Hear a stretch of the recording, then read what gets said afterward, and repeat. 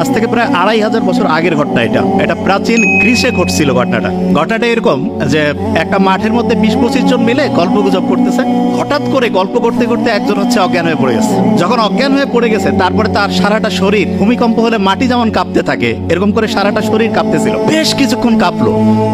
আশেপাশের লোক চিন্তা করতেছে এ নিশ্চয়ই বোধহয় কোনো অপকর্ম করছে, অন্যায় করছে, এই কারণে ঐশ্বরিক কোনো শক্তি তাকে হচ্ছে অজ্ঞান করে এরকম করে শরীরের মধ্যে দেখতে পাচ্ছে না, কিন্তু হচ্ছে যে পানিশমেন্ট দিচ্ছে, শাস্তি দিচ্ছে।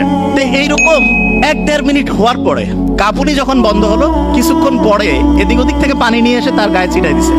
সেই লোকটা বলতেছে কি হয়েছে স্যার, কিছু খেয়াল নাই। আশেপাশের লোক বলতেছে না, তোমার নিশ্চয়ই কোনো খারাপ কিছু করছো, তোমাকে আর আমাদের সাথে রাখা যাবে না, তোমার বিচার করতে হবে।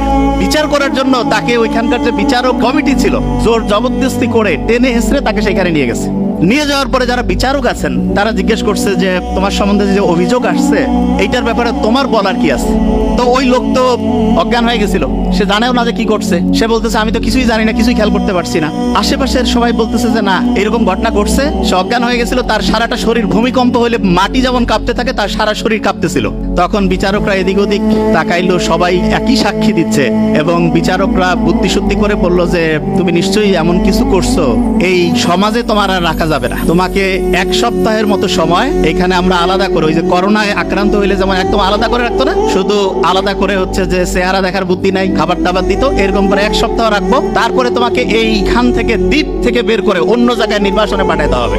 তা প্রাচীন গ্রিস দেশে 2500 বছর আগে যখন যে কেউ এরকম ঘটনার মধ্যে পড়তো তখন তাকে হচ্ছে এরকম করে জোর জবরদস্তি করে ওই বিচারকদের সামনে নিয়ে আসতো। বিচারকরা যখন শুনতো যে 8-10 জন বলতেছে যে হ্যাঁ এই লোকের এইরকম ঘটনাই ঘটছে, তখন তাকে 1 সপ্তাহ এক জায়গায় আটকে রাখার পরে তারপরে নির্বাসনে অন্য জায়গায় পাঠিয়ে দিত। তো এরকম করে প্রায় 15-20 বছর চলছে এই ঘটনা প্রাচীন গ্রিসে। হঠাৎ করে একটা অদ্ভুত ঘটনা ঘটছে। ঘটনাটা হচ্ছে একদিন বিচার চলছে, একজন এরকম অজ্ঞান হয়ে গেছিল, তার শাস্তি, তার পানিশমেন্ট কি হবে এটা নিয়ে যখন বিচারকরা হচ্ছে আলোচনা করছে, হঠাৎ করে একজন বিচারক অজ্ঞান হয়ে গেছে এবং সেই বিচারকের সারাটা শরীর ভূমিকম্প হইলে যেমন কাঁপে সেরকম তার শরীরটা কাঁপতেছিল। মানুষজন চিন্তা করতেছে প্রধান বিচারক, মানে বিচারকদের যে প্যানেল আছে তার মধ্যে প্রধান বিচারক যিনি, উনি অজ্ঞান হয়ে গেছে এবং তার সারাটা শরীর কাঁপতেছে। এখন অন্যান্য বিচারকরা চিন্তা করতেছে এনার বিচার কে করবে, এনাকে কি পানিশমেন্ট দেওয়া যাবে কিনা। এবং অন্য বিচারকরা বলতেছে না, আমরা যতদিন থেকে আসি ইনি তো হচ্ছে আমাদের চিফ জাস্টিস, এনার তো কোনো রকমের অন্যায় দেখি নাই, কোনো খারাপ কাজ দেখি নাই, সারা জীবন খালি মানুষের উপকার করছে, এই লোক হঠাৎ করে অজ্ঞান হইলো কারণটা কি। তখন ওনারা একটা সিদ্ধান্ত নিল যে আচ্ছা এটার আসলে কি অন্য কোনো কারণ আছে নাকি, সেটা জানার কোনো বুদ্ধি আছে কিনা। তখন হঠাৎ করে একটা লোক হাত তুলছে, হাত তুলে বলতেছে যে গোটাল শরীর নিয়ে গবেষণা করে এরকম একজনের খোঁজ ওনার কাছে আছে। বলছে ঠিক আছে তাহলে ওইখানে আমরা যাই, ওইখানে গিয়ে জানার চেষ্টা করি যে উনি এইটার অন্য কোনো কারণ আছে কিনা সেটা বলতে পারেন কিনা। একটা তদন্ত কমিটি ওই সবচেয়ে জ্ঞানী লোক যিনি সারা শরীর নিয়ে গবেষণা করে ওনার কাছে চলে গেছেন, যে গোটাল ঘটনাটা সংক্ষেপে বলে দিয়েছেন। ওই জ্ঞানী লোক যার কাছে গেছে উনি হচ্ছেন আমরা যে মেডিকেল সায়েন্স পড়ি এইটার ফাউন্ডিং ফাদার, আসলে ফাউন্ডিং ফাদার বললে একটু ভুল হবে, ওনার নাম হচ্ছে হিপোক্রেটাস।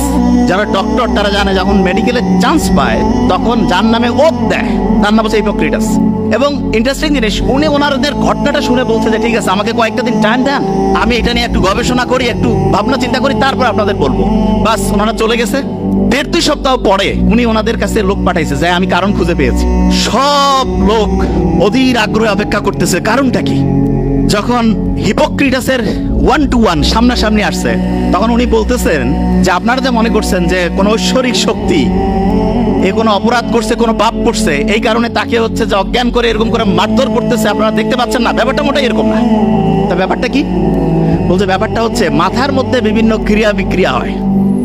এই ক্রিয়া বিক্রিয়া 440 হইলে যেমন ওই যে ভোল্টেজ আছে না, এমন হয়ে যায়, দেখা যাচ্ছে মেশিন টেশিন সব অকেজ হয়ে গেছে, ওর মাথা ওই সময় অকেজ হয়ে গেছে এবং এই কারণে সেন্সলেস হয়ে গেছে এবং সারাটা শরীর কাঁপতেছিল। এই কথা শোনার পরে অনেকে একটু বিশ্বাস করছে, অনেকে একটু অবিশ্বাসও করছে যে বিচারককে বাঁচানোর জন্য এরা কোনো ভিতরে ভিতরে কায়দা কানুন করছে নাকি। ওনারা ওইখান থেকে হিপোক্রেটাসের কাছ থেকে যখন ফিরে আসছে, আসার পরে ওনাদের কাছে আলাদা করে একটা লোক ওইখানে বন্দী করা ছিল। কিন্তু ওনা নির্বাসনে পাঠায়নি। কেন? কারণ হচ্ছে যে বিচারক নিজেই হচ্ছে যে অজ্ঞান হয়ে গেছে, যে আসলে কারণটা কি সেটা না জানা পর্যন্ত বের করা যাচ্ছে না। তখন করছে কি, এরা একটু রাগান্বিত হয়ে করছে যে না, নিশ্চয়ই সামথিং ইজ রং, কোথাও যেন একটু মিস্টেক হচ্ছে। কয়েকজন যে মাথা আঘাত করে দ্বিখণ্ডিত করে ফেলছে। মাথার খুলি যদি খুলে ফেলে তখন দেখা যাবে যে একটা গ্লাসের মধ্যে যদি পানি রাখি, ওর মধ্যে মাখন রাখলে যেমন হয়, টোটাল মাথাটার মধ্যে আমাদের ব্রেনটা অনেকটা মাখনের মতো। তো ওরা দেখতেছে কই কিছুই তো দেখা যায় না, কোনো ক্রিয়া বিক্রিয়া নাই, নিশ্চয়ই তাহলে ওই জ্ঞানী লোক কোনো কায়দা কানুন করে আমাদের বোকাশোকা বানাই দিচ্ছে। এরা আবার ওইখানে দৌড়েছে, যাওয়ার পরে বলছে যে কই আমরা তো কোনো ক্রিয়া বিক্রিয়া দেখতে পাচ্ছি না। উনি তখন ওনাদের বুঝাইছে যে দেখো, মাথার মধ্যে যে ক্রিয়া বিক্রিয়াটা হয়, এইটা যদি লক্ষ লক্ষ কোটি কোটি ক্রিয়া বিক্রিয়া এক জায়গায় করি, একটা ছোট্ট বালুকণার সমান হবে না। বলে তাই নাকি? কয় হ্যাঁ। বলছে যে মাথার মধ্যে ক্রিয়া বিক্রিয়া হচ্ছে এবং এইটার কারণেই এই লোকটা অজ্ঞান হয়েছে। আজ থেকে 2500 বছর আগে, যখন কোনো টেকনোলজি ছিল না, কোনো পরীক্ষা নিরীক্ষা ছিল না, তখন হিপোক্রেটাস এই ঘটনাটা বলছে। এবং এখন আমরা হচ্ছে মাথাকে স্ক্যান করি। স্ক্যান করার জন্য একটা পরীক্ষার নাম আছে, আমি কিন্তু ধরবো, বি কেয়ারফুল। পরীক্ষাটার নাম হচ্ছে ইইজি। কি নাম? আচ্ছা, মনে রাখার একটা সহজ বুদ্ধি বলি। হার্টের পরীক্ষা করার জন্য ইসিজি করি না, মাঝখানে সিটা কেটে দিব, সি এর জায়গায় ই দিব, ইইজি। কি নাম? ইলেকট্রোএনসেফালোগ্রাম। মানেটা কি? ব্রেইনের মধ্যে প্রতি মুহূর্তে তরঙ্গ চলতেছে, ঢেউ। আমি তো বলি কি যে আমাদের ব্রেইনটা হচ্ছে একটা সমুদ্রের মতো। সমুদ্রের কথা শুনলে প্রথম মাথায় কি আসে? ঢেউ। অ্যাবসলিউটলি ঢেউ। প্রত্যেক মুহূর্তে ব্রেইনের মধ্যে ঢেউ চলতেছে। ব্রেইনের মধ্যে মোটা দাগে 5টা ওয়েভ আছে। মোটা দাগে 5টা ওয়েভের মধ্যে একটা ওয়েভ আছে সবচাইতে স্টুডেন্টের জন্য প্রয়োজনীয় ওয়েভ। ন্যাচারালি ব্রেইনের মধ্যে ওই ওয়েভটা তৈরি করা যায়, যেটা তৈরি করলে পরে অল্প একটু পড়লেই পড়া শর্ট টার্ম থেকে লং টার্ম মেমোরি সেন্টারে রিজার্ভ হওয়ার যে প্রক্রিয়াটা, এটা ফাস্ট হবে। আর্টিফিশিয়ালি মানে আমরা নিজেরা চাইলে পরে ব্রেইনের মধ্যে ওই ওয়েভটা তৈরি করতে পারবো। বেশিরভাগ জনের মাথায় আসতেছে যে আসলে ওই ওয়েভটার নাম কি, ঠিক না? ইংরেজির প্রথম বর্ণের নাম কি? এ দিয়ে শুরু, আলফা ওয়েভ। কি নাম? কারণ প্রশ্ন হলো আলফা ওয়েভ ব্রেইনের ন্যাচারালি কখন তৈরি হয় সেটা আগে বলি। মোহাম্মদ সাল্লাল্লাহু আলাইহি ওয়াসাল্লাম যে বলছে যে রাতের আর্লি উনি ঘুমাইতো, এবং ঠিক কেউ যদি এশার নামাজের পরে ইনশাআল্লাহ ঘুমায় যায়, ভোর 3টা, 3:30, 4টার মধ্যে ঘুম থেকে উঠবে। আলফা ওয়েভ, ন্যাচারালি আলফা ওয়েভটা আমি পাবো আর্লি মর্নিং। আর্লি মর্নিং মানে হতে পারে ভোর 4টা-5টা থেকে সকাল 8টা-9টা। এই সময়ে ব্রেইনে আলফা ওয়েভ থাকে। নামাজ পড়লাম, নামাজের পরে যদি 20টা মিনিট পড়ি, 20টা মিনিট, 20 মিনিটে দেখবো অন্য সময়ের 1.5-2 ঘন্টার পড়া হয়ে গেছে। তাইলে আর্লি মর্নিং।